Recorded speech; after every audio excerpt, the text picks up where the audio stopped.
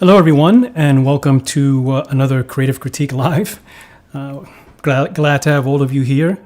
I hope all of you are staying safe and healthy and dealing with this very long situation that we've all been grappling with. But I'm glad to be back. I'm glad to be here trying to help you guys out with more feedback on your images. I got a lot of great comments and feedback and questions from the first 7 that I did back in the late spring, early summer. So I figured that it was time to perhaps do another 1 or 2 and see how it goes. And hopefully this is helpful for you. For those of you who are joining me for the first time tonight, I just want to say that my goal here is to provide you guys with constructive feedback that you can use to improve your work. And of course, it's based on my personal opinion. It's based on the way I see the images and the way I view them. But I spent a lot of time thinking about this. I've spent a lot of time working on it and trying to learn as much as I possibly can from all of the masters that have come before us. And not only masters in photography, but masters in all art forms, sculpture, painting, music particularly. And so I've tried to learn and instill that into my work and hence give you some of that information as well. This is based on a more or less a traditional approach to visual art. Of course, there are always exceptions to every rule and every principle. And if you are at the level where you can break the rules easily, then you probably don't need my instruction. But for most of us, myself included, I think that the principles are very, very important and useful because they give you a framework, they give you a scaffold from which to grow from, and then you can start to deviate as you find your voice, as you find your personal vision. But a scaffold is great because at the end of the day, our goal here is to communicate with others.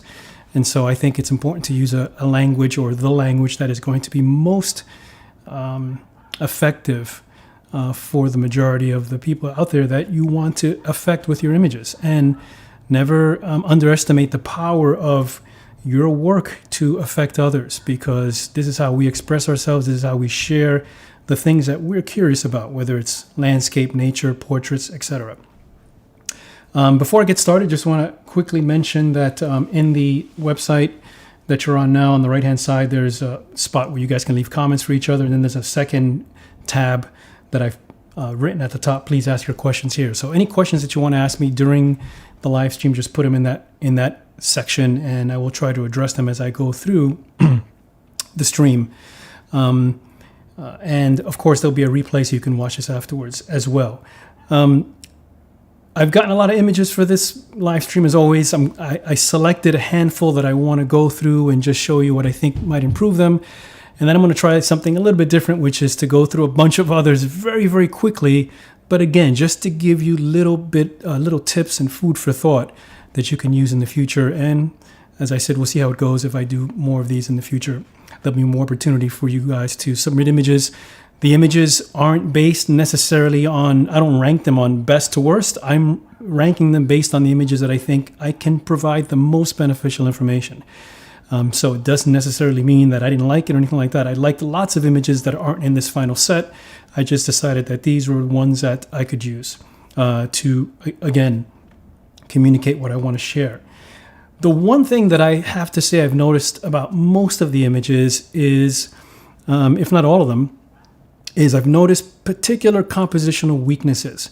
Now, let me say that a compositional weakness, I have many in my work, is a good thing, because it means that if you have a weakness and you can identify it, I think that's what I really mean. If you can identify or have someone identify the weakness for you, then this is a great thing, because now you can start to see where you can improve. You can see what is working, what is not working. If you're blind or ambivalent about the weaknesses, well, that's always going to be something that you don't know how to address. And we want to be able to address everything. We want to be aware of our weaknesses, our failings, etc., so that we can work on that. And as I was saying, one of the particular weaknesses I think that I see a lot of, I think it's a prevalent one, is it's a compositional one. It's really along this idea of making sure that your images have a clear, what I'm going to call an eye path.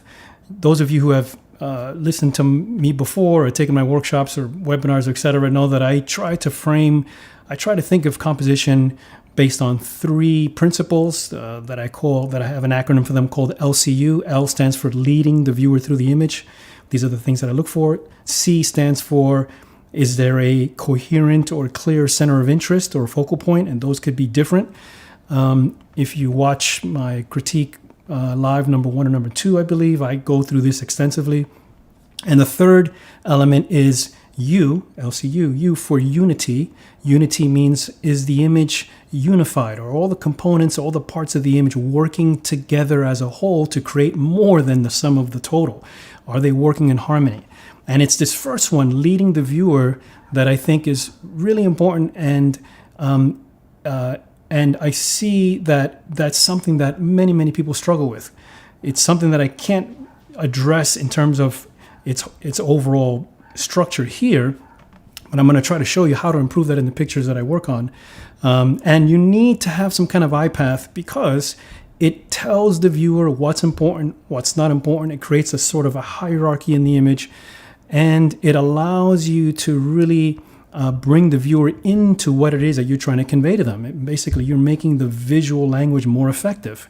And if you're trying to convey an emotion, making that as clear as possible without ambiguity would allow you to do that better. So I'm going to show you what I mean by that. Before I do that, though, I just wanted to share one photographer that I've really been inspired by over the many years. He's been around for a while. His name is Charles Kramer, a photographer based in California, who also actually had his start as a concert pianist. And this is just one gallery of his latest work. I definitely recommend you check him out. But if you look at just some of the pictures here, the simplicity of the images, how clear and simple he can convey the composition is really what I'm talking about, really what I think is important. This image is simple, but it's not simple in terms of its compositional elements. There's a lot going on here, but it's simple in terms of how you read it. And that's a hallmark of all his images, even though it could be chaotic in terms of the subject matter, but the simplicity allows you to really see what's important and what's not important. Those groupings of trees in the front are the center of interest. The back is just the background. And you notice that the background just diffuses into the back. That's done very, very carefully and purposely. Here's another example of some of his work. Here's another great example where the image builds up from the bottom to the top like a symphony, and that is done on purpose. By that I mean that if you include more details in the foreground, if you try to open up these areas here, that's just going to break this beautiful way that the image just builds up to the climax up here. So these are really good examples of LCU, but in particular the eye path. Here's another great example of an eye path where just when you think you're going to leave the image out this way, then you've got another sort of vector that pulls you in this way. And it's the mountaintop with the peaks and with the variation in the color and the tonality. So really, really nice way that he does that. So check his website out, Charles Kramer. I think you'll find a lot to enjoy there. And another thing you'll notice is that his pictures tend to be quite on the subtle side, which I like, right? They're not just blaring out at you like a megaphone. You really, he allows you to kind of explore and revisit the image over and over and over again, all right? Okay, so let me just make sure here that everything looks good technically. Okay, so let's start with these images here. I decided this time I'm just going to go through the images. I'm not going to mention names or anything like that. And once again, my goal here is to give you constructive feedback based on what I think will make the image stronger. You might disagree. You might see something that's slightly different. I want to just share concepts here. I want to give you ideas, food for thought for you to go ahead and use these in your way. I don't want you to... I'm not trying to tell you how to compose. I'm trying to show you what are the elements of good composition. And then, of course, once we have a composition, what we can do in Lightroom to strengthen that so that the image it communicates more effectively. So this first image here, I really like the layering of the shapes. Love the drama. I love the sort of the fog formation here and how it sort of builds up that movement left and right. So we are leading the viewer kind of through the picture. The center of interest kind of feels like we're centering towards the middle ground to the back. And the unity part, the U, right, is, does the image feel unified? Does it feel like everything belongs? And I would say yes. So those are the things that are working really well for this image. I think what can be improved is a couple things. One is I'm always looking to create, or I think it's a good thing to create as much depth as possible in your images, because the more depth we create, the more we can create a sense of three dimensions, dimensionality in a picture. And the more dimensionality we have, the more the viewer can sort of move into the image. Not every image necessarily will have that as something that can be improved or that can be a part of the picture, but I think in this case it can. And so one thing that I noticed in this picture is that all of the color in the picture is kind of on the warm side, and one way to create a sense of depth is by letting things that are in the distance go a little cooler and those that are in the foreground be a little warmer. So an easy way to do that in Lightroom, or one way to do it, is to, I'm going to create a graduated filter here and pull this down around here somewhere. Oops, didn't mean to make a new one. All right, and pull this down around here. And we can use a graduated filter with the temperature control to just kind of cool off those mountains a little bit. And you can see how that immediately creates much more separation, much more depth between the foreground and the background. In fact, let's not make it so bright. Let's bring it back to where it was. Okay. And cool it off a little bit more. Okay, something like that. And you can see immediately how that coolness of the background, or the mountain ridges and the fog, instantly pushes back and allows the foreground to come forward. Now, it does cool off the sky. That's something that we can easily adjust by erasing that part of the graduated filter. So once again, if I hover over the graduated filter, you'll see the mask. And what we want to do now to make it a little bit more subtle is to eliminate this adjustment, effectively, this filter from the sky. So way to do that is basically come over here and click on the brush. And now we have a brush that we can add to or remove from the graduated filter that I've applied. And if I hold down the Option or Alt key, it turns into an erase brush. And then I can go in here and let me just make sure that my flow is at 100%. And I can erase from the sky. Now, you'll notice that when I do that, it instantly goes very warm. And maybe I want to do that a little bit more gradually. So I'm going to undo and I'm going to reduce the flow. And that's the purpose of the flow. The flow is to allow us to apply any adjustments in stages.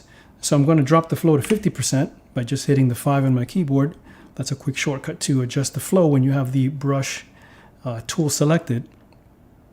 And once again, I'm going to hold down the Option or Alt key. And now I can erase that, but I'm erasing it at, oh, sorry. So there's another mistake I made. Notice that I dropped the flow to 50% with the additive brush, or the plus brush selected. Once I select the erase brush, then we have different settings for the erase brush. So yes, that can be a bit confusing, but it also gives you a bit more power or flexibility. So now with the erase brush selected, I'm holding down my finger on the Alt or the Option key. Now I can hit 5 to reduce the flow to 50%. Okay, and now I will go in and erase from the sky, and I'm doing it gradually so that it's a little bit more subtle. And I'm going to put some back into the center here, like that. All right, so that's the effect so far. There's the before and there's the after. You can see that in the before, everything seems a bit more closer together, flatter. In the after, there's a bit more space. You can feel the mountains receding into the background. The second thing that I think the image could improve on is, I think the foreground either can be reduced a bit or maybe made a bit more interesting.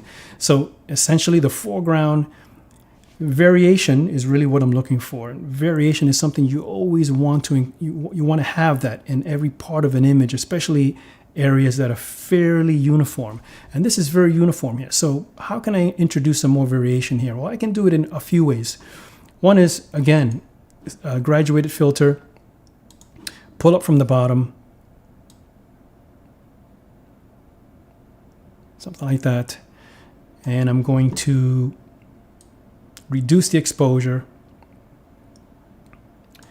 And maybe that's too wide, so I'll narrow this a little bit. Oops, sorry, didn't mean to do that. Okay. So I'm essentially making the bottom a bit darker, like that.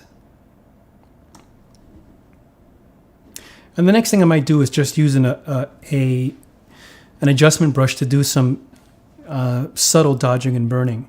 Now I want to address a few questions that I've gotten about dodging and burning. One question that I often get is, do I use a Wacom tablet? Do I use some other tool? What have you?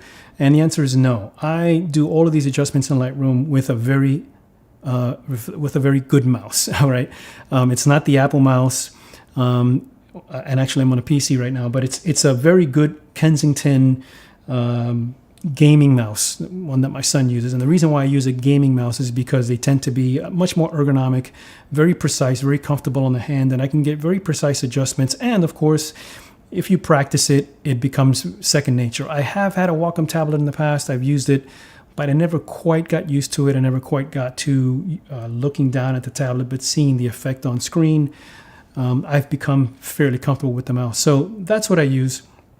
And the second thing is that when I dodge and burn, the reason why I go up here and select the preset is only because Lightroom provides you with some presets for the adjustment brush. It doesn't mean that it applies anything to the image. It's just a kind of a shortcut to get effectively what would be a lighten adjustment, which is 0.25 exposure. So we're going to be brightening anything that we apply that with that brush. And if I select the burn or darken, it just sets the exposure at minus 0.30. I can do this manually. You can select the brush and apply it and then adjust the exposure any way you want. I just select these presets because it's a shortcut, and I usually modify them anyway. So let's say I wanted to darken parts of the foreground. I got the darken preset selected. I can come in here and maybe kind of look at what's going on already. And I'm going to drop the flow again to give me a gradual adjustment. And so here you can see there's some shadows here. And actually I'm going to raise the flow up to 100 again because I want that to be a little stronger. There we go. And in here, maybe in here along these bushes,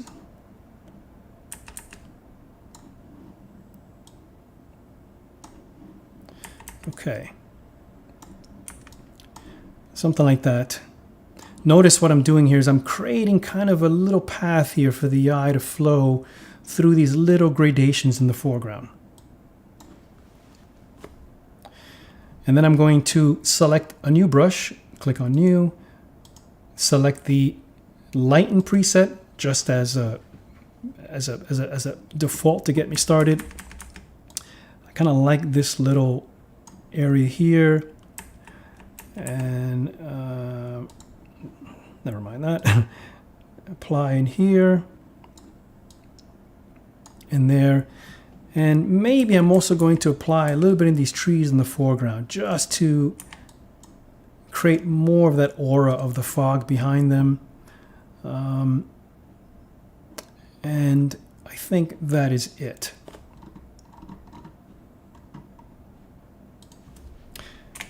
So that's the before and that's the after. And all I'm trying to do here, you can see, is strengthen the eye path. So here it's very easy to see now how you want to follow this sort of light gradation in the foreground, and then everything else takes over. The lines, the shapes, the diagonal movement of these ridges, the patterns that create upward movement towards the sky. And those little adjustments there make a huge difference, whereas here it's just sort of all there at the same time in the same sort of place. I think here there's a lot more space and depth, and you can always adjust this more to taste, but I think that is is a very positive step in terms of making the image work a bit better.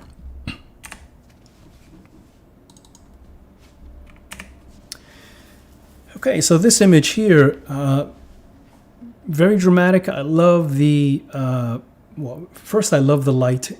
Previous image as well had beautiful light. Light is the overriding element, I would say, overriding everything in LCU, in leading the eye, center of interest, unity, right? Light is the glue. It's sort of the magical element that connects everything together if you use it effectively. If you use light effectively, light will create the eye path. It will create the center of interest. It will create unity in the picture. Light is really the most important thing, and yet it's very difficult and is very elusive for all of us. But in this picture here, the light, you can see, plays a critical role because it first establishes the foreground here, okay, and then it leads us to this middle ground where there's a bit more light. Then we've got softer light in these shapes in the back that are repetitive in nature and kind of repeat the shapes that we have in the foreground. And then we've got, once again, another repetitive element. So this motif is being carried through the picture really nicely. And we've got these clouds that, again, sort of mimic what's happening in the foreground here. So really, really nice composition and really nice use of light. I think what I would suggest here is a bit more more of a bridge between the highlights and the shadows. So we have lots of deep shadows and this rim light, but I don't think that we want the midtones to kind of get lost. I think they play an important role, especially if you make a print, where in a print you really want those midtones to remain sort of alive, because that's what makes the print feel as though it's not dead or flat. So the way I would suggest doing that is, one, maybe brighten it up a little bit. I'm going to check my white point by holding down the Option or Alt key. And that's where we start to clip in the white, so I'll pull back just a bit. We'll check blacks, same thing. And this is what I'm essentially doing now, is maximizing the tonal range of the image from white all the way to black. And I do that not on every image. I do that when an image has essentially something that we can consider to be as white as we can get it and something as dark or as black as we can get it. Open up some shadows, maybe add a little bit of clarity here. A bit more vibrance. And notice how now we've opened up a lot of these shadow tones here in the foreground, and we've opened up some of the shadows here as well. Now, generally speaking, that's a good thing because you've got a little bit more shadow detail, we've got a little bit more information. However, I do recognize that really the evocative part of the image for me in this picture was sort of that beautiful rim light. And we don't want to lose that. We want to keep that dramatic part of the image there. We want to really show that light in all of its beauty. So what we can do now is that we can go back in now and selectively make parts of the image darker to re-emphasize that light. But now we're doing it A, selectively, and B, a bit more creatively, right? So the way I would do that is I'm just going to use an adjustment brush, make it darken, or select the darken preset. Again, it's just a shortcut of mine. And I'll darken this in here a little bit. Now here's an example where the preset, that is minus 0.30, is not strong enough for me. So I'm going to go in here and basically just adjust this a little bit darker. Something like that. So notice now we've been able to darken down parts of the image up here. Maybe I'll hit it up here, there, but I'm doing it selectively, and that creates a lot more depth. It creates a lot more form in the picture versus, and the reason for that is because I'm doing it in select areas. So if I darken this in here, what's next to it is light. That already gives it more dimension. If I darken this up here, that makes this rim light stand out more. I can even go and darken up here, just in this little mountain area, Because what does that do? That really makes that light stand out again. But now the image is more open. It has more of a connection, I think, to the background. I'm even going to go in here and darken this strip in the background here, because that, again, will highlight the foreground. And we can even go and darken this whole thing here. Maybe there. Maybe there. So you can see in the before and after, it's a very subtle adjustment, but notice how the image has more energy, right? It has a bit more, I would say, energy. The light is much more evocative, much stronger than over here, where we've got the rim light, but everything kind of just falls away. It feels as though everything else really isn't a part of the picture as much as it is here, where now there's this beautiful connection between the foreground rocks, this middle ground here, this ridge in the distance, and then of course that beautiful sky. So you don't have to be heavy-handed. You don't have to use adjustments aggressively. The key is to use them wisely, and the way to use them wisely is to understand what you're trying to do compositionally, to understand how you establish a good eye path, how you establish the center of interest. And once you understand how you can strengthen the composition, then the use of the tools becomes easier, more intentional. Okay. So this image was interesting first because of the very graphic nature of the this tree here. I'm using the word tree because that's what it is, but really I don't look at it as a tree. I just see it as a very stark, strong shape that is silhouetted in the foreground, and it's creating a relationship with its background, both in the front, or I should say in the foreground here, and behind. And I thought that was very interesting. I liked some of the lines and the shapes that flow through the picture. In terms of a strong eye path, certainly you can see that your eye is going to come in around the foreground here, come up to the shape, and then continue to grow and extend out through the clouds here. The one thing is that I'm always looking to simplify a strong composition. And if we can simplify a strong composition, by definition, we'll have a stronger composition. We don't want to simplify it to the degree where we lose or we weaken the composition, but I think we can, if we can strengthen it, then that's a good thing. So for instance, we've got something up here which we definitely don't want that in the picture, but I also think there's a disproportionate amount of sky to our center of interest. Yes, the sky is important, but remember there always has to be, and when I say always, I'm talking about generally speaking. I'm not talking about every example, because we can always find examples where the rules are broken, but I'm talking about generally speaking. It's a good approach to think about asymmetry, to think about making sure that you don't have equal divisions of space or equal emphasis, because then you don't have a hierarchy. So I would probably reduce a bit of that sky, maybe come in a bit in the foreground too, something like that. And notice that the thirds that you see here, I don't really talk about the rule of thirds much, but there they are. As soon as you go into the crop mode in Lightroom, you get this grid. But the rule of thirds is something I sort of just see intuitively because I've used it so many times, because it works. And if I don't use it, I don't use it. It doesn't bother me. Here's an example where the horizon is more or less in the center of the picture, but here's where we're going to break that rule, because the horizon really isn't playing a critical role. The center of interest cuts right through the horizon.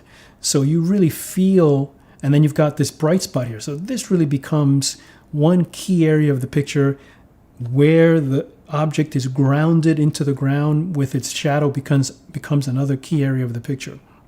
So I think that compositionally, for me, works a bit better. Notice how we also were able to simplify this cloud, and now we've got this sort of movement through here like that.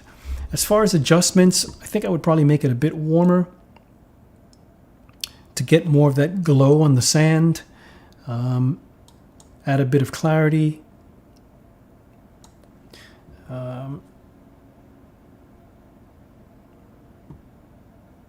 maybe a little bit more vibrance.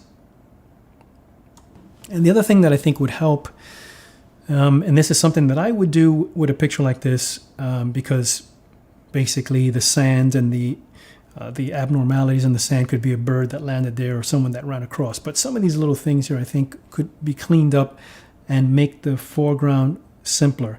So for instance, I'm going to hit Q to go into the spotting tool, and we can get rid of that.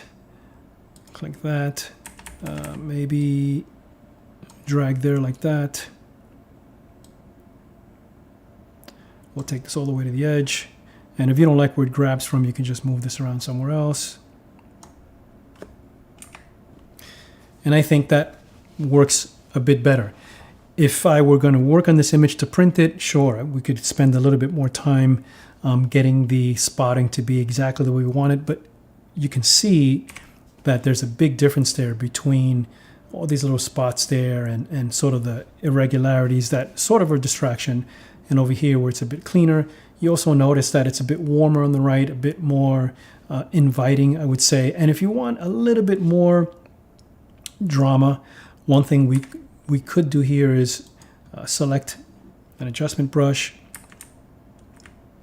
and just darken down the shape so that it's more like what it was originally, which was kind of a silhouette.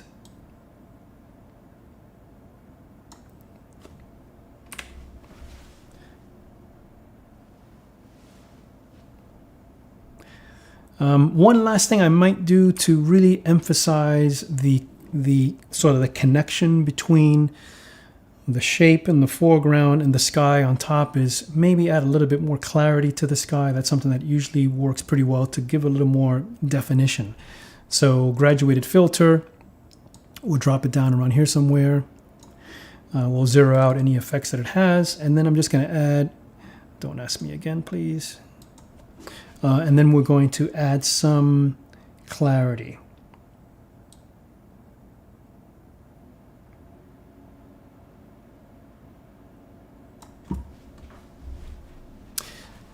Okay, something like that. Now, I got a question from someone asking about the shadow in the foreground, whether the image works stronger if the shadow is cut off. I don't have a problem with the shadow being cut off. First of all, the shadow already is cut off in the original. You can see that we don't really get the full shape in there. And I just think that this shape here becomes a bit too big. It's much too much work for the viewer to get up to the main center of interest.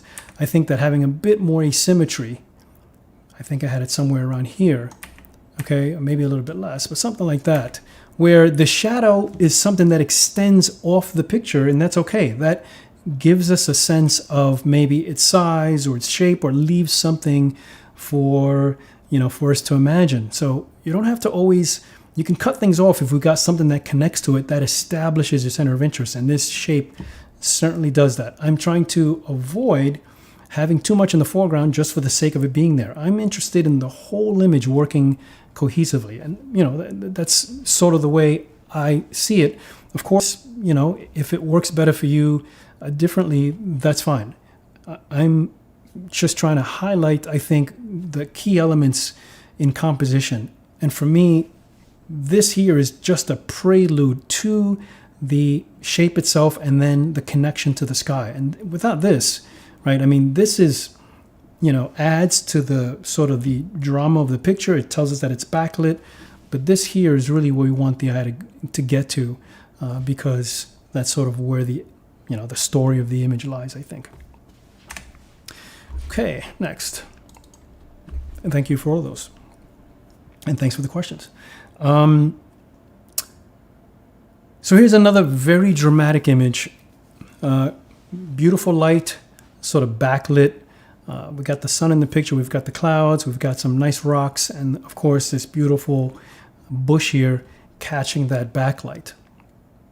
Once again, when we're talking about, and what works really well is I love the sort of the division of the shapes in the image. So we've got sort of rocks in the bottom third. Then we've got this green, and the green is connected to the bush, so that allows us to move in. And then we've got these beautiful clouds up on top that sort of create a continuation or rhythm to what's happening in the foreground. Where I think the composition can be improved is that, again, the eye path, the center of interest, how you're leading the viewer through the picture. In this image, sure, we can say that there's a connection between the sun and this bush in the foreground, but that leaves a lot of extra stuff in the picture that we quite honestly don't know what it's doing. In other words, what is it actually doing for the picture? If this is what is the most important thing in the image, then what are all these clouds doing there? They are basically getting in the way. In other words, there isn't a clear sense that we should even go over here because this is where all the energy is lying. Of course, as photographers, that's the tricky thing. As photographers, we're looking at each individual element, but the casual viewer doesn't have the emotional investment in the making of the picture, nor do they have the patience.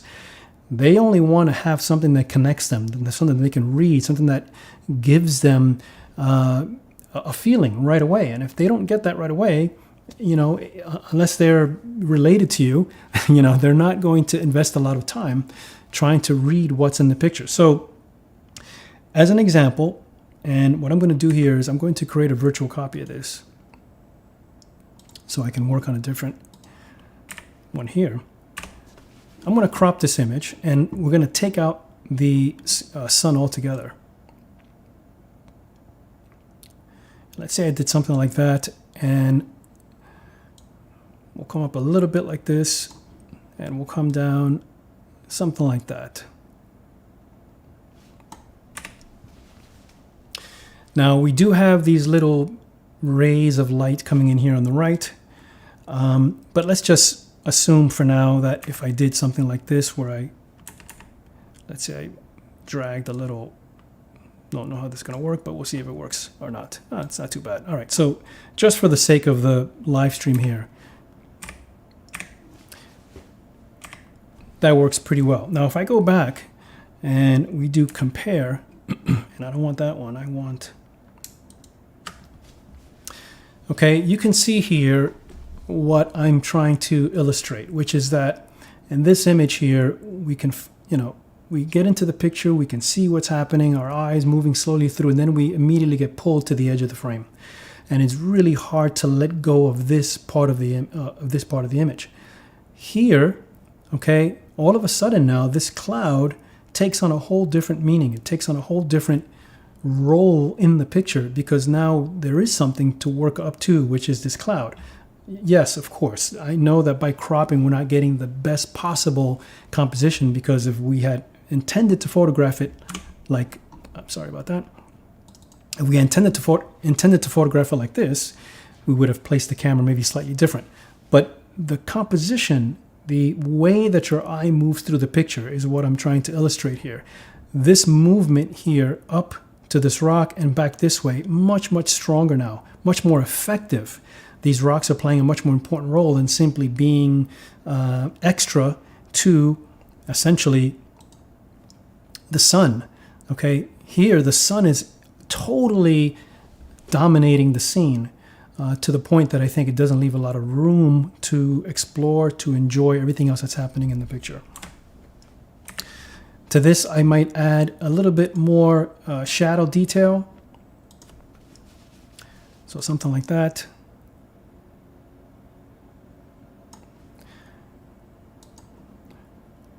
Don't ask me again. Thank you. I know I said that before, still asking me. And let's see, I'm going to add a little bit of dodging in here. Maybe up in this rock in here like that, just to make a stronger connection between these two rocks.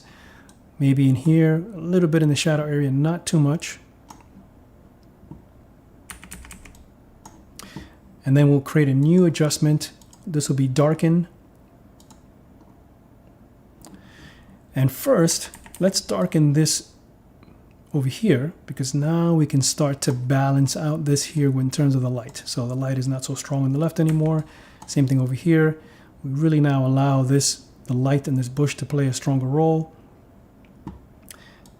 And I'll darken some areas here adjacent to that.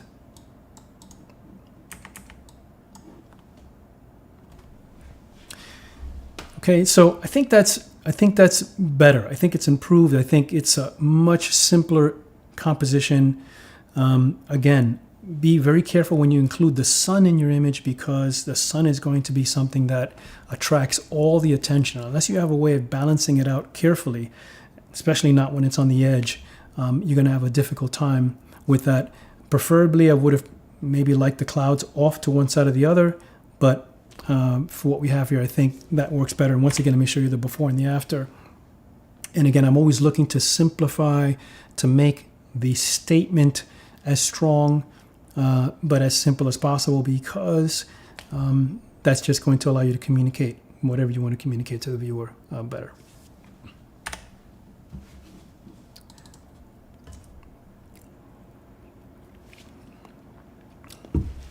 Here's another example of having the sun in your picture. Slightly different here though, right? The sun is a bit more centered, is not off to the edge, and we've got balancing elements on both sides. So everything feels more in balance. It's not being pulled to the edge. We've got a really strong foreground that has light more evenly spaced across it this way. So we've got this big foundation, nice light in the foreground, middle ground, background. We've got that layering effect. I'm sure you've all heard of that before, foreground, middle ground, background. So the composition is strong, except that once again, I think that there's a bit too much emphasis placed on the foreground. So there's a lot to get through before we get to the middle ground and the background. And I think that simplifying that a tiny bit would improve the sense of depth. So for example, if we did something like that, you see how you instantly feel a bit more, how the image feels a bit more dimensional. You can launch into the middle ground and the background faster than before. We've got all this excessive foreground. The foreground is beautiful. It certainly is, but it's established. It's established just from the first third of the picture. I don't think adding more of it makes any improvement. Remember, oftentimes less is more. And so here, it's a lot easier to do things like creating a bit more depth in the foreground just by darkening some of these shadows. And because there's less of them, right, we took some away, the shadows don't really pull you down into the picture. They allow you to move up into the picture because of the light that is pushing you up through the image. So I'm just adding some adjustments here, darkening some of these areas. We can even darken this here because that will allow us to move the foreground more to the front. So by darkening here, it makes this brighter. So that's what my adjustment looks like.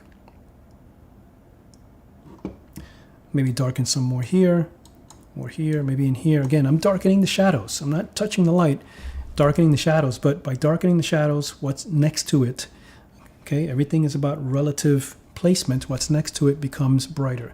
And if we wanted to emphasize a bit more of the foreground, new brush, we'll make this lighten and maybe pull out some of these beautiful colors here. And that's all we need to do. Nothing more than that, I think. And I think that's essentially it. I really like the way the photographer hasn't overemphasized the sky. It's not dark. It's not stormy. It feels open. It feels as though the sun is illuminating and creating a beautiful bright morning or evening, whatever the case might be. But it feels like sunrise to me. That's how it feels like, because everything seems to be opening up. And that's regardless of what time of day it is. It's about the impression that you want to create. It's about the sort of the feeling, the mood, the atmosphere that you want to convey. So really nice. Thank you.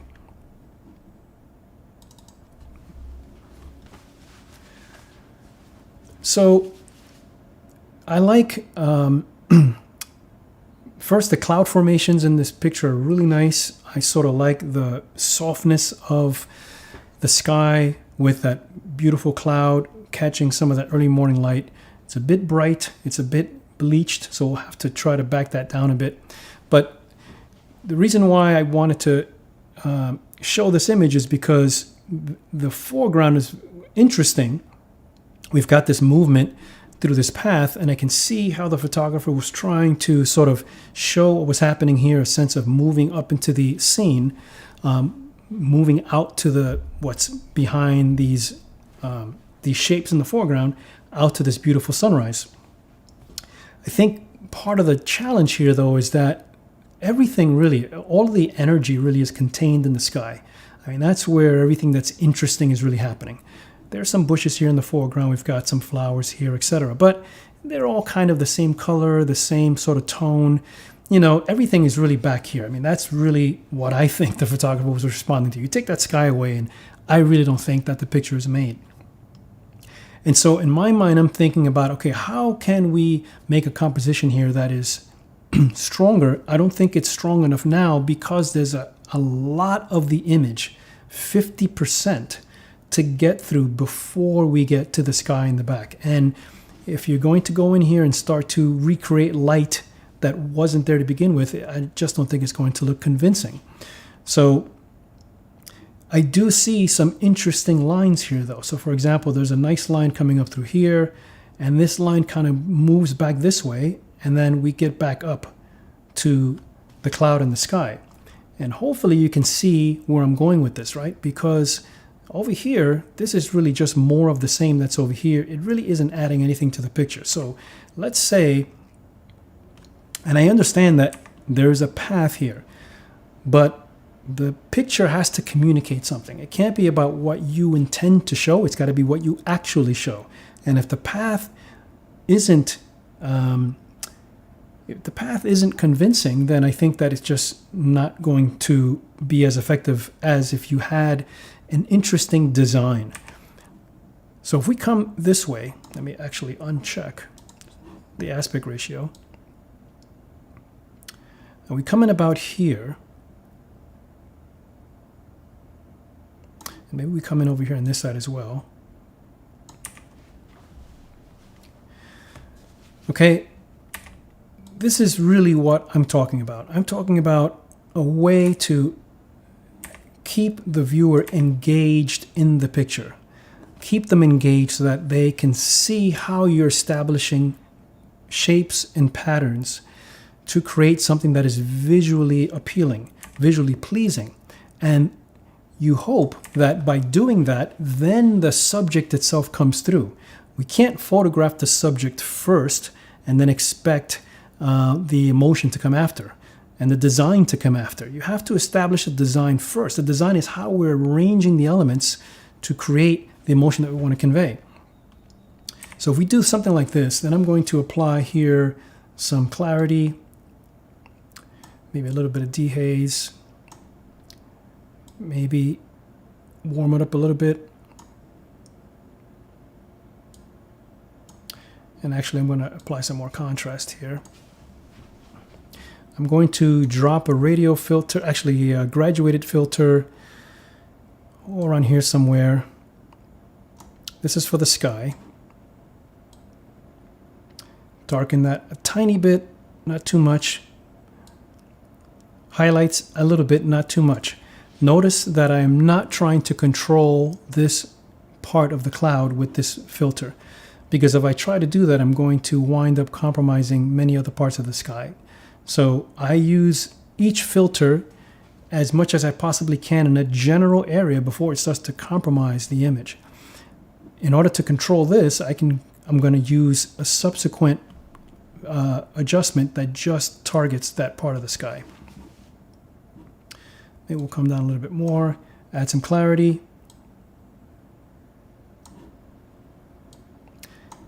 And actually, we'll come down a tiny bit more. I'm going to grab the brush, Option or Alt, and this would allow me to erase from wherever it's spilling over onto the bush there. And then I'm going to create a new adjustment and pull down the highlights on this adjustment. And this will be just for this part of the cloud here, like that.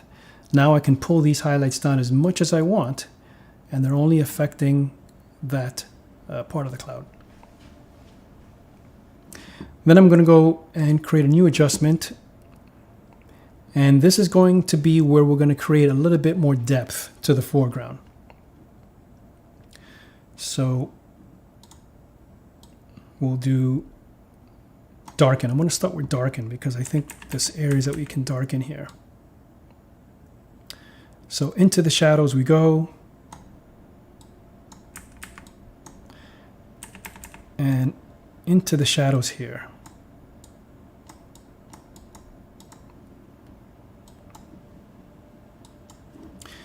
New adjustment. This will be lighten. And now we want to create just some little highlights here. Not too much, not too exaggerated, but just something to give us a bit more dimension. And maybe the edge of this little sand dune here. That helps us to create that line that I mentioned before, that kind of movement for the eye.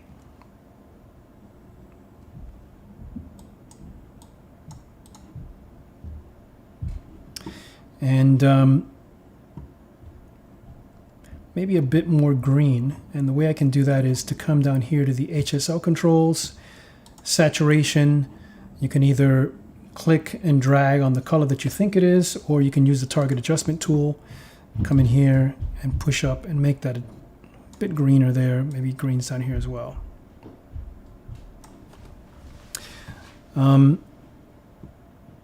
This here, yes, that is somewhat problematic. You can always come in and clone that out if you wanted to. But again, my goal here is not to create masterpieces. It's to show you the elements of good composition and how you can use them in the future as you go out and make your own images.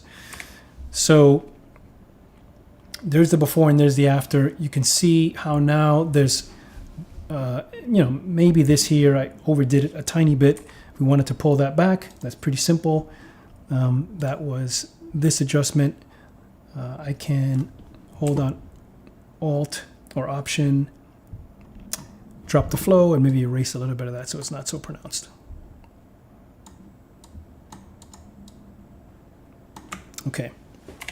So there's the before and there's the after, post crop, of course, but I think you can see now that there's nice movement and repetition from the foreground here. We've got repeating elements now, right? So this cloud sort of continues the shapes that were started in the foreground, okay? And that's what you want. You want to create a sense of design, and design is based on rhythm and pattern and shapes that are connected to each other so that the image feels unified. And I think if you were to create a virtual copy here, if I hit reset, just so we can get, okay, there's the before and there's the after. This one shows a scene. I think this one creates sort of a feel of the moment. And that's what I think you should be trying to do with your images so that you can convey something of what you're curious about, what you're experiencing, what you found emotionally interesting in the picture. All right, so again, ideas and concepts that you can use in the future. That's what I'm trying to give you. Okay, thank you. Next image.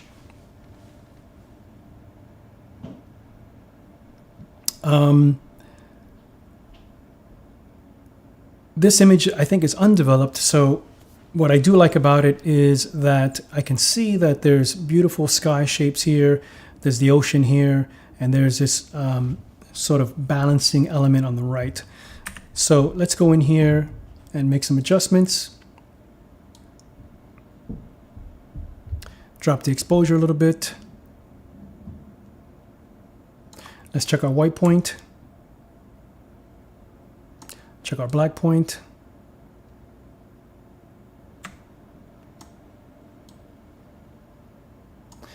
We'll add some clarity. We'll add some vibrance. Dehaze might be useful here. Yes, indeed.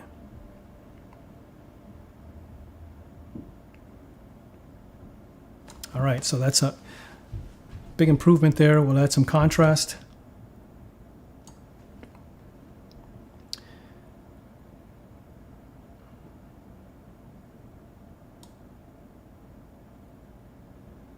dropping the exposure a bit more.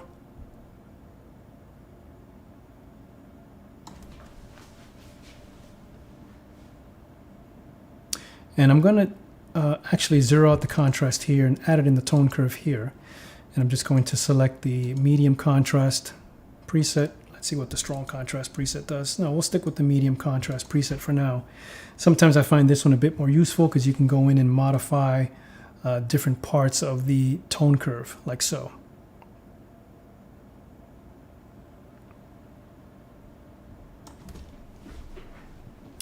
So now we have a better sense of what is going on in the image compositionally.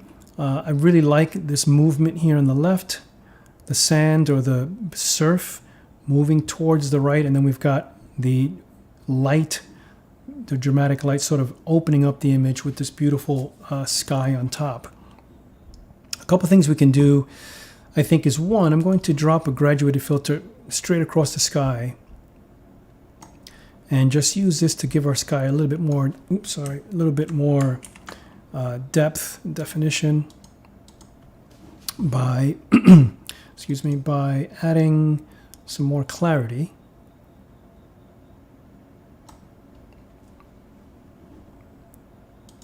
I'm also going to warm the image up a little bit.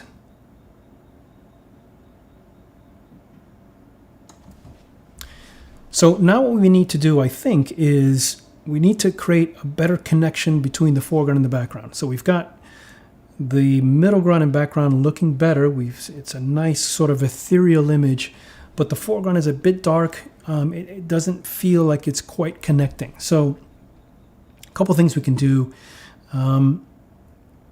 Let's see. One I'm going to do, I'm actually going to make this easier. So if we pull up a graduated filter from the bottom,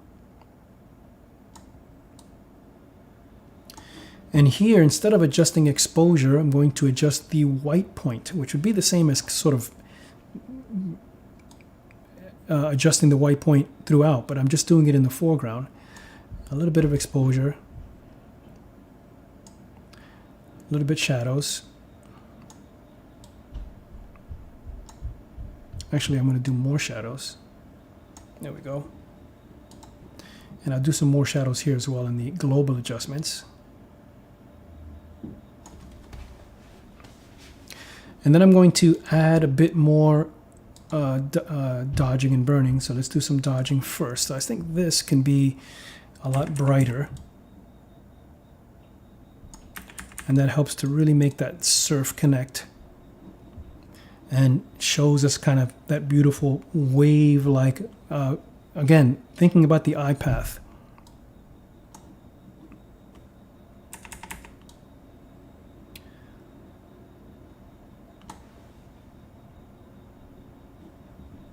And I'm just going to lighten up this middle section here to really make that bright and open, because that's where the eye is leading to. That's kind of our center of interest there.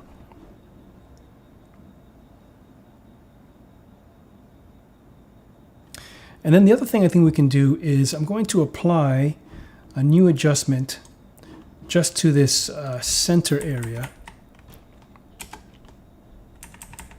No, I don't want to increase rating. I want a bigger brush. There we go. And just in the middle here. And someone asked, how do I get the mask to show? So the way to do that is, there's a couple ways you can do that. One way is, once you apply an adjustment, you have what Lightroom calls a pin, or Adobe calls a pin. If you hover over the pin, then it shows you the mask. If you hover away from it, the mask disappears. The other way you can do it is if you have the pin selected, okay, so it's selected now because it's black. In other words, the center of the pin is black. This one is gray, so it isn't selected. If it's black like that, you can hit the O key, and that keeps the mask on all the time, regardless of whether you move away from it or not. All right, so that's the O key, O as in Oscar. But I usually just come and hover over that. And the reason why I applied this mask is because I think we can add a bit more here in terms of clarity to bring out those clouds in the middle there, give them a little bit more depth and texture. Maybe we can even add a little bit of dehaze just to that mid-band.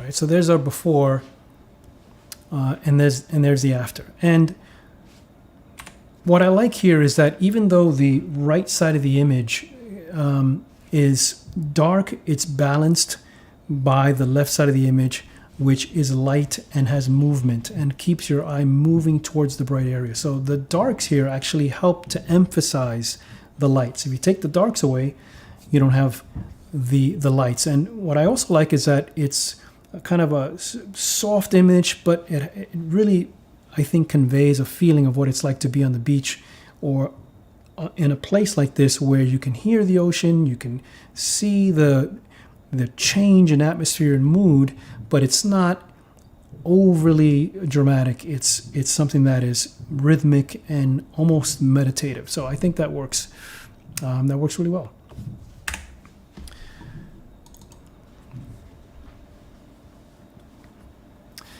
Okay, so here's another image that very dramatic with the light in the top portion of the image. A lot of interesting atmospherics and so forth. And this is again one of those examples where the whole bottom half of the image, I think, is adding more than what we really need. So yes, we've got a waterfall here. You can't quite see the whole waterfall, but it spills down into the foreground here, and then it moves down this river or down the stream here out of the picture. And then we've got these mountains in the distance catching light. A lot of the light is more towards the left here, so that's kind of pulling you out of the picture, I think. And that can be problematic. So generally speaking, I think that there's more in this image than what we really need for it to be effective. Yes, it's a grand landscape, certainly, and I do appreciate the challenge of trying to photograph places like this because I've been there too. So again, I'm talking about how do we improve? How do we all get better at making simpler images? And for me, this is a case where there's more than what we need. It's beautiful. It's a beautiful place I'd like to be in, and perhaps that's a part of the allure of the picture. And so from that, I can see it from that perspective. But you always have to think about how you can make the scene a bit simpler. So there's a couple ways that I would suggest. One way is if we try to keep us more centered and focused on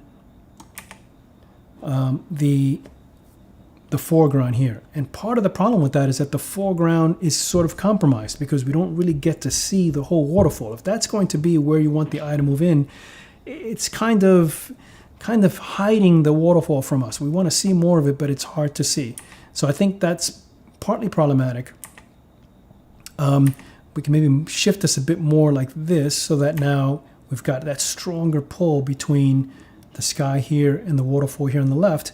But I think the other thing that we could probably do is to make the foreground a bit simpler, a lot simpler, actually. And the way I would do that is by just, again, just kind of darkening a lot of the foreground here so that we've got more of that dimension and more of the depth of the image.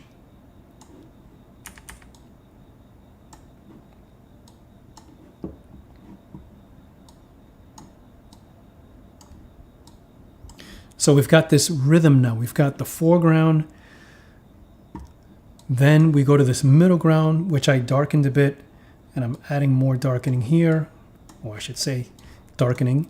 And then we've got the background. If I go back and now use a new adjustment brush, I'm going to make this lighten. And we can just pick out some areas here that we want to use as a way to help the viewer move through the image. This here, definitely important. The stream moving through the picture.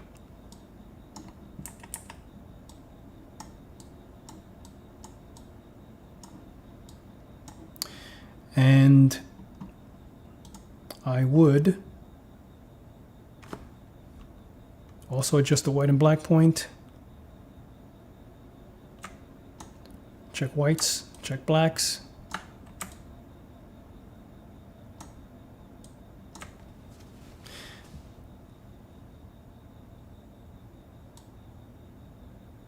and maybe cool it off a tiny bit and see what happens when we cool it off. When we cool it off, the foreground gets a bit cooler, a little bit more sky. We got a little bit more separation now between the foreground and the background. Warming it up makes the greens a bit too warm. It blends them in more with the background. So that's our before and after, where the before seems a bit flatter, I think. The after feels like you can move through the layers of the picture. And now that I look at it again with the before and after, we could probably do a bit more here. So I'm going to go back to this adjustment, which I believe is the darken, and maybe emphasize this one a little bit more. Maybe too much. Like that.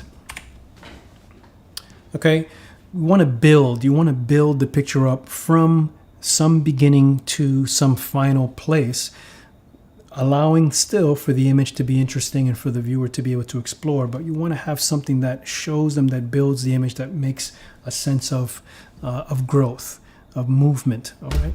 So I think that works better. I also think that by cooling it off, the sky becomes even that much more impressive, much more beautiful.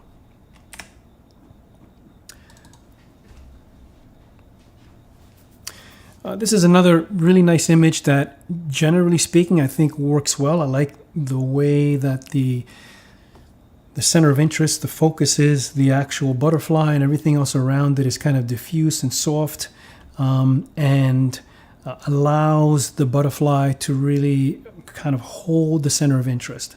The only things that I would suggest here would be, one, I might crop a little bit from the right to sort of simplify the image. Maybe even something like that, where the reason why I shifted to the left was because I think that this is actually more of a distraction than over here. It pulls us, it takes the butterfly off of being center, puts it a little bit off center, and that creates more of this diagonal. Okay. The other thing I would probably do is to create a bit more luminosity for the butterfly. Make that light a bit stronger, make it more glowing. And a few things I would suggest is, one, maybe warm it up a tiny bit. We'll check our whites. Check blacks. Maybe pull down the shadows a little bit. And I might also try something like a slight vignetting on the edges.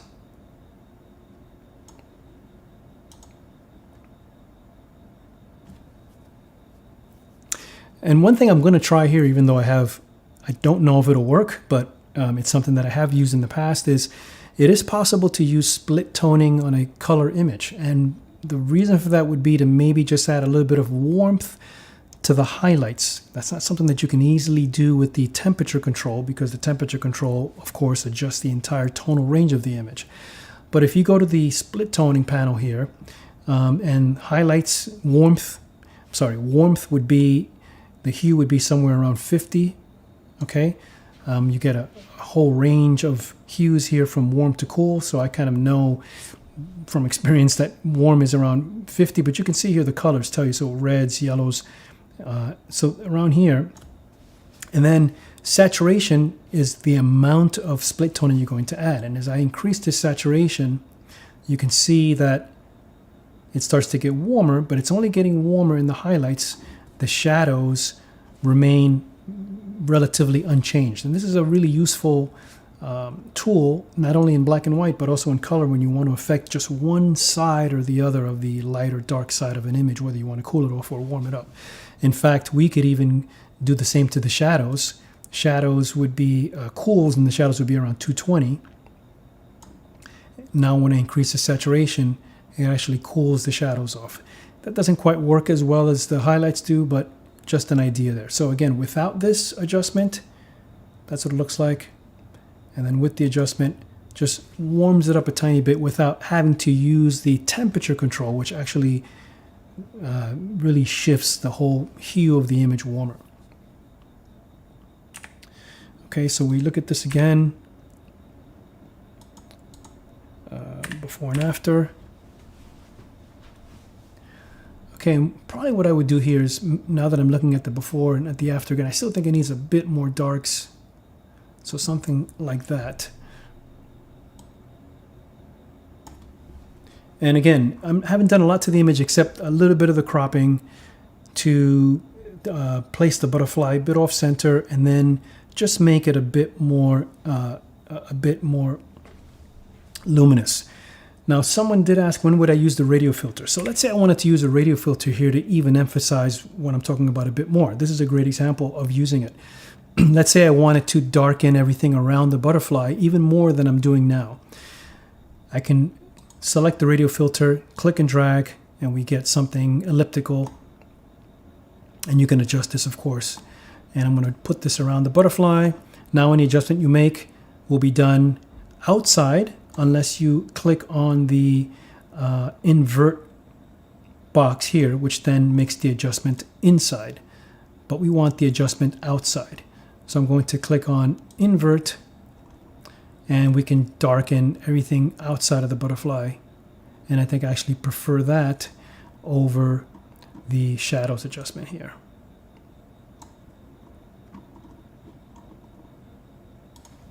All right, so that's how you would use one example of using the radio filter. Again, I really want the butterfly to kind of stand out from its surroundings a bit more and make the light the key part of the image. All right, so thank you.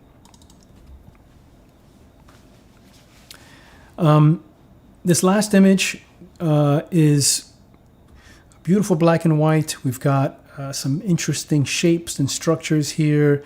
I like the way the image builds from the bottom to the top. We've got this also this sort of contrast between natural elements and man-made elements. That's kind of interesting as well. And there's a lot of texture in the picture, which I like. I think the one of the challenges with this picture is, once again, like I mentioned before, in terms of how you move through the picture, how you want the image to sort of have a hierarchy. Well, it's kind of hard to identify that. Yes, the structure there, the shed, whatever that is, definitely stands out because it's the thing that's different from its surroundings. But everything else pretty much is vying for as much attention as that shape is. And by that I mean this shape here has texture and sharp and distinct, but not that distinct, because the rock next to it is also really interesting. These grasses here are unbelievably sharp and detailed. Everything is really calling for equal amounts of attention. And I'm not saying that that might not work in a particular image, but I think here it's just causing a lot of fatigue. And I'm talking about from a textural standpoint. There's also a tonal uniformity to the image that I think doesn't allow that layering that I mentioned before to be as effective as it possibly could. Tonally, everything is kind of in the same tone, right? So everything is in that sort of mid to light gray with some dark accents in the shadows. But we don't have that bridge between shadows and highlights that covers a nice tonal spectrum. So I think less about texture and more about tone, because many times the tone, or by tone I mean the relative brightness or darkness of an area, and tone can be applied to color or black and white, right? How light or dark your sky is, even if it's blue, has a particular tonality. Black and white is all we have is tonality because there is no color. So tone can definitely dictate what's important, and then the texture can be used. It takes on less of an importance. So let me show you what I mean, and hopefully I think this is what I'm trying to convey. Let's say we go in here, and I'm going to darken this whole area here.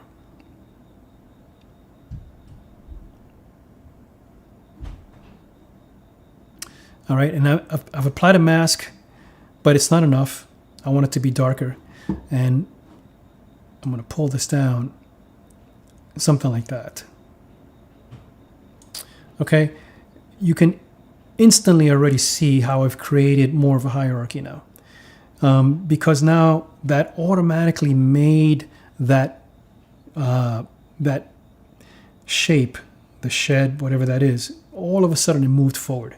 Okay, that creates depth, and we can continue with that same adjustment. Now I don't want to apply it here because it's really dark here. I can apply it here and use flow, but let's use a new brush so that we keep it separate. And I'm going to darken this area here, maybe that in there, and maybe some of this down here. Not all of it, but just some of it. Okay, and then I'm going to create a new adjustment, and this one is going to be lighten.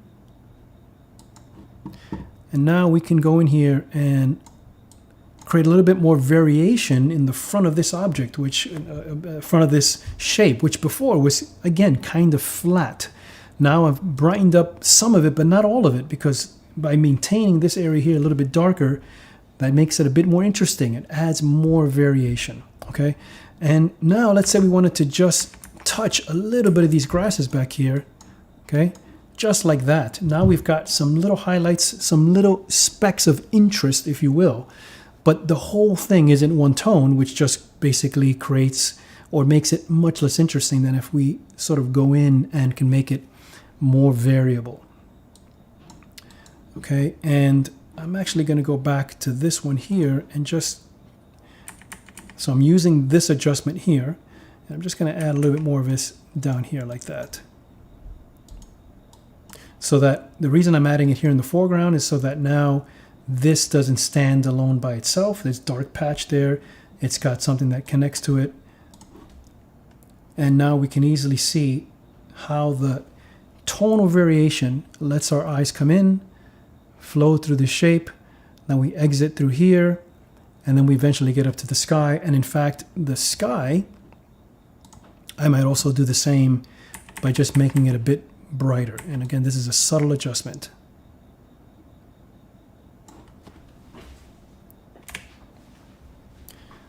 Okay, so there's the before and the after, and all I'm trying to do, all I'm trying to emphasize to you guys is how important it is to maintain a sense of variation, maintain a sense of design, so that as you move through a picture, you feel as though you are being led. And it can be as subtle as you want it to be. It can be as subconscious as you want it to be, but nonetheless, it has to be there. If it's not there, then I think the image doesn't quite hold the viewer the way it can when we've got this variation here. I can see that the grasses are there. I can see all the elements as before, but there's certainly a way that I look and read it that tells me what the photographer is really trying to show me. And if you want to emphasize that a bit more, again, watch what happens if I were to go back here and just darken this down even a bit more. Okay, again, we get more of that, oops, we get more of that variation.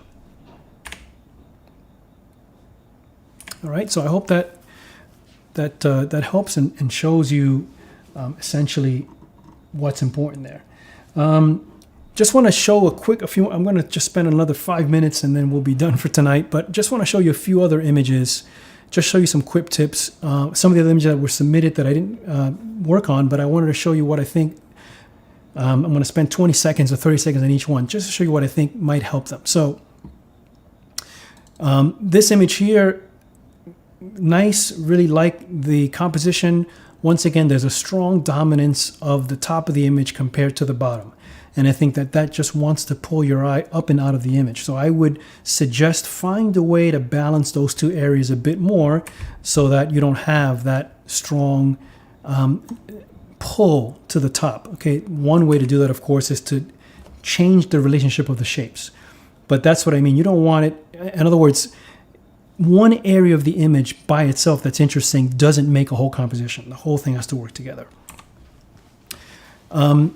Here's another example where there are many elements competing and pulling you in different areas. The path leads you this way.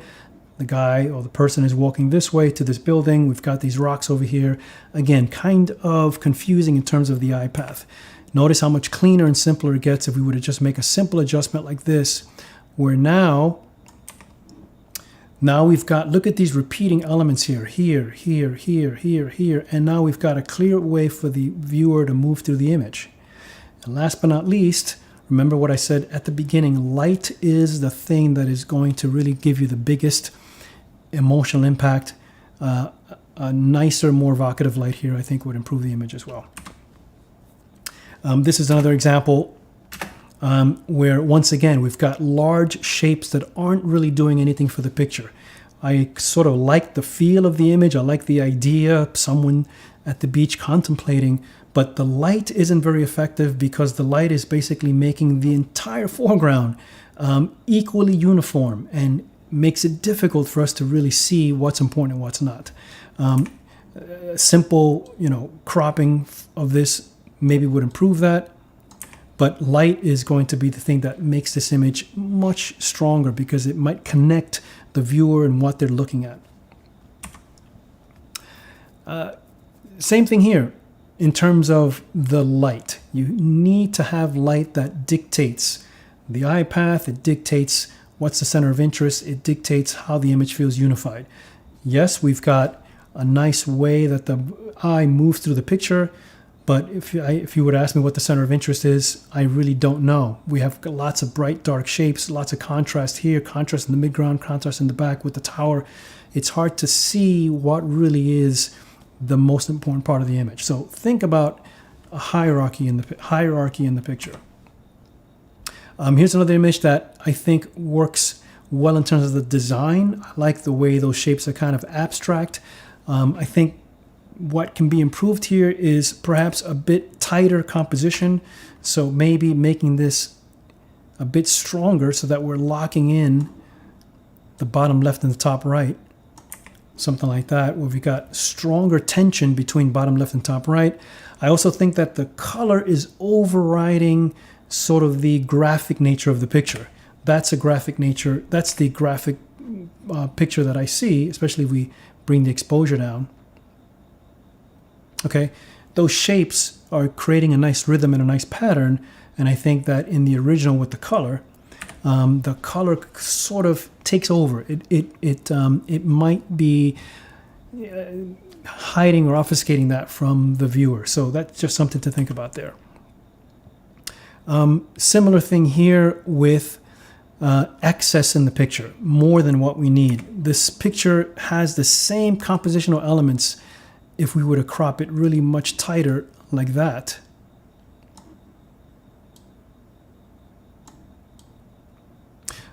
But now it's a lot simpler and cleaner. Now we've got more of a leading line through the picture. The composition feels more in unity with itself.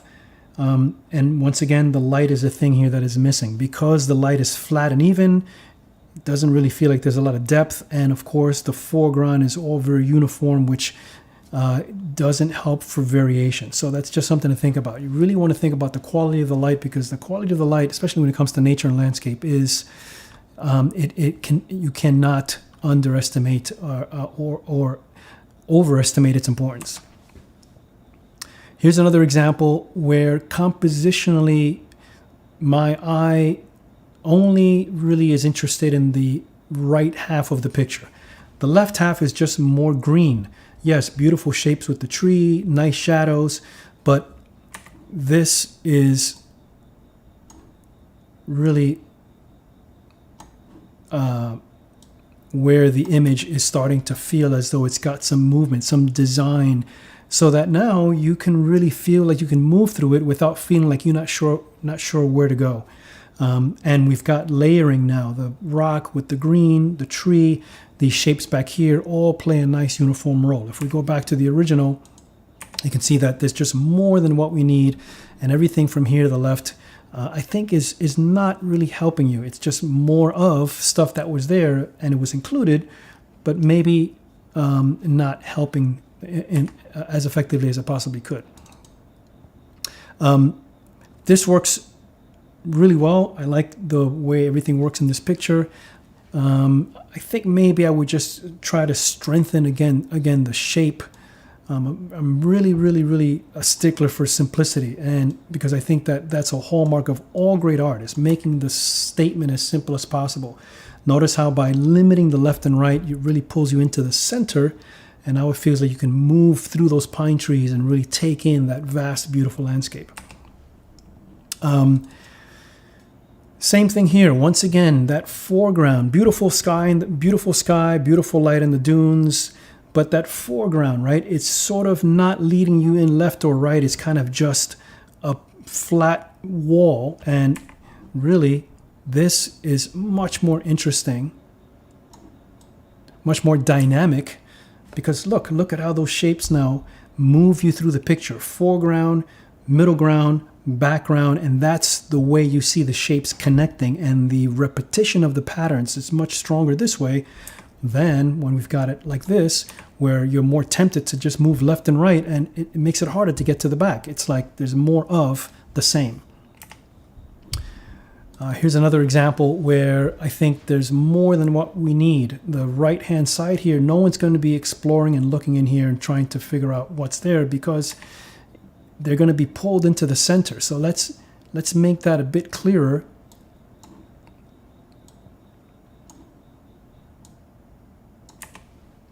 Okay, and simpler. And I think simpler, now we have a much stronger leading line into the picture. Yes, this part of the image here on the right, it helps a bit, but I'm not sure that it's actually contributing to the overall sort of eye path that the viewer is going to follow. Here's another example where a simple cropping could improve the image dramatically.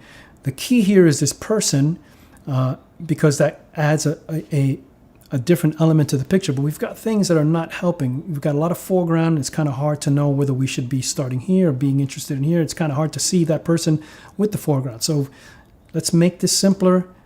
Let's get rid of that on the left.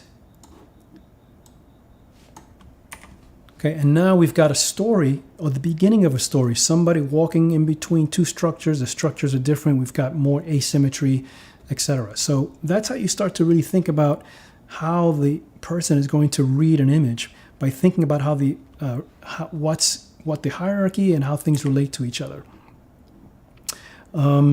Here's another example here where the light, the rim light on those ferns in the foreground, or the moss in the foreground, is really interesting, but there's a lot left over, and really this is where we're most interested. I think that this here doesn't really connect you. I think everything is happening on this side,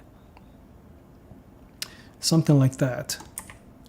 And now we've got sort of a continuity between the front and the back. We've got movement, we've got interest, and the eye is much more likely to follow and to see what it is that the photographer was excited about or interested in. I like the idea here. I like the way that we're kind of blurring out the foreground to get to the background. But again, think about the shapes and how big and small, or how the shapes, the size of the shapes relate to each other. And you really have to think that this shape here is proportionately too big. It's taking up too much room. We can still get the same effect by making that shape a lot smaller and letting the eye get to the background, or the tower back there, a lot sooner. I still think that it's kind of a distraction, but once again, keeping it simple is definitely better. We might even be able to go something like that. Okay, that might work a bit better, but in its original form, this is going to be something that occupies too much space, and it just pulls you in that direction. And anything that is going to compromise the composition, that's just not going to give you the most effective image. Here's another example where love the shapes and the color and the light. I don't know that we need this shape in the bottom. I don't know that it's adding anything to the picture except to say, oh, I was standing in this spot. But that's not what we need. We need to convey the feel and the mood of a place. And so maybe something like this would be much more effective in terms of really engaging the viewer with the thing that you are most interested in. And you certainly weren't interested in that dock in the foreground. And one more here. Here's another example where similar to the other image with the blurry part of the image and the tower in the back. Really, we want to move through these trees and get to that beautiful sunset. And so you don't need so much of it. I think making it a lot simpler, would be much more effective. Something like that. Again, never be afraid to extract or to remove. Less is more. I've almost never, in my 10 years of teaching workshops, almost never have I come across a student who was consistently removing too much from his pictures. It's almost always the other way around. It's always that they are adding more than they need to add for various reasons. They're afraid to remove. The camera just takes it all in. The lenses are too wide, etc., etc. And if you study, if you look at other photographers, like I showed you at the beginning, listen to music, look at sculpture, look at painting, you can see good examples of all those things. That's an exercise in eliminating what's extra so that the necessary is what you keep. All right, so I hope that was helpful, everyone. Thank you once again for joining me tonight. Hopefully something that I said today you can take away and apply that in your own work. That's really the reason why I do this. I apply it in the way I want to apply it for me, and you need to apply it in the way that works for you, because that's what makes us different. And I want to see your work, not mine. I want to see what you have to say, and everyone else wants to see what you have to say and share as well. All right, so thanks once again. Stay safe and healthy out there, and I'll see you on the next one. Take care.